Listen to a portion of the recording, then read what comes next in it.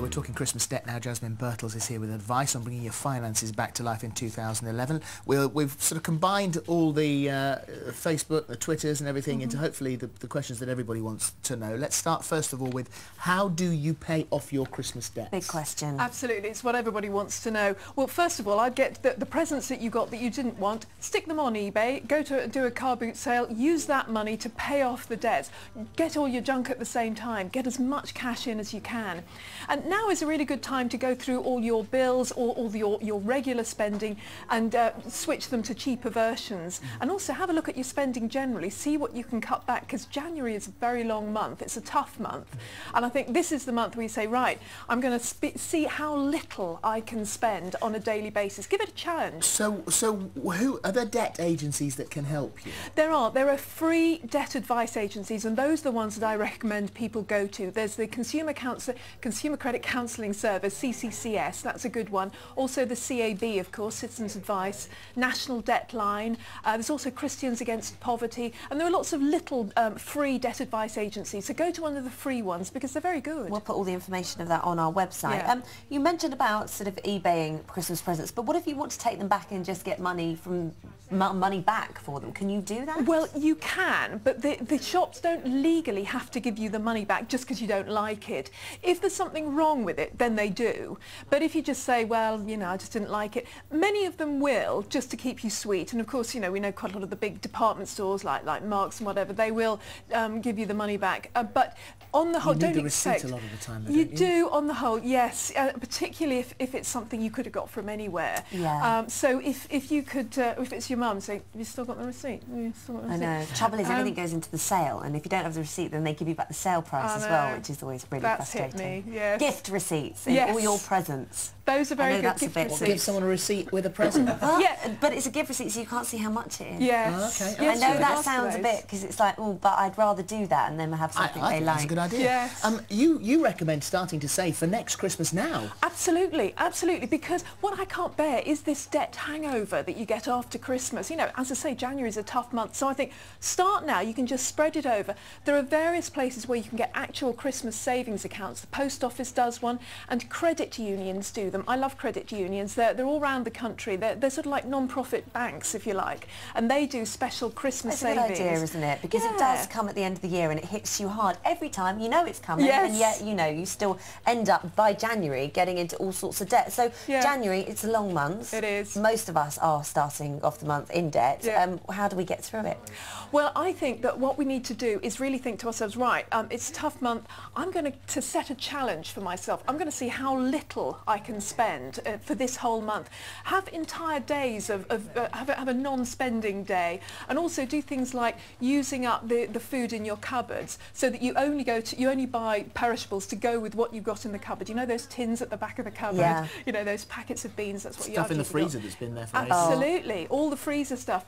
Just decide you're going to do that, and then take all your clothes out the wardrobe, see if you can mix and match a bit, create a few new things there, and also do some swapping. I know you're doing We some do it swapping. all the time. It's such a good idea. Yes, me get and your the girls friends get together around. and have a good old swap of stuff. Credit card nightmare?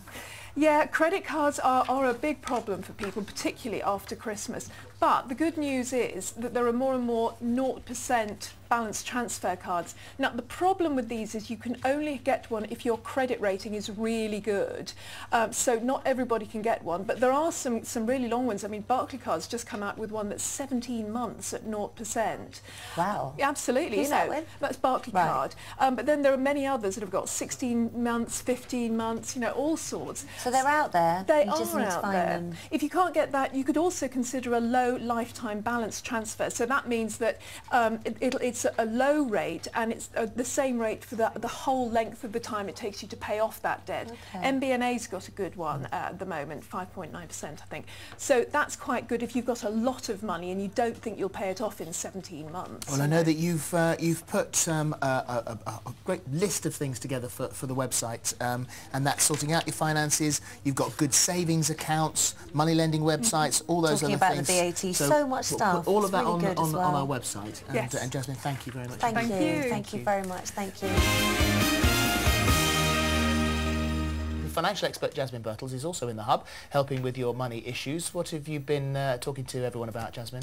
Well, I've had some really serious questions here. Jenny Quinlan, she says that in a past relationship I got into a lot of debt and paying back at a low amount. She's worried about her credit rating.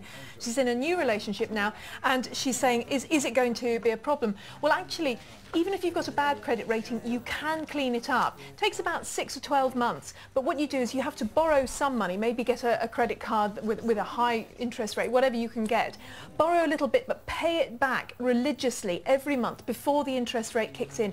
Keep doing that, keep paying it back, and gradually you will clean up your credit rating, so don't worry about that one. Now, Anonymous says, can you get a mortgage with one income? My fiancé and I are first-time buyers. Yes, you can. It depends how much that one income is. It's not a question of one or two incomes. It's really how much money you've got. So you can have about sort of 3.5 times his salary if it's his or yours. It just depends, you know, if that's going to be enough to buy the house. Another Anonymous says, how do I cope with 5 kids? Got no money, so we're busy trying to get ourselves out of debt, but we're struggling to do, so every penny that husband earns gets taken.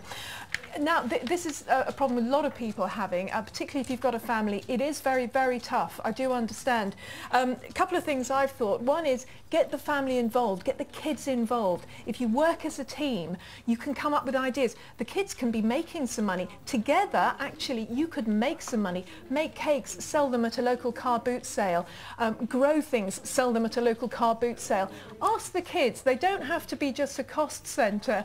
They can be people who are really making money for you as well and coming up with great ideas. Is there, there's talk of the interest rates going up, isn't there? There is talk of it. I personally don't think it's going to happen for a while because our economy is still, you know, fairly shaky.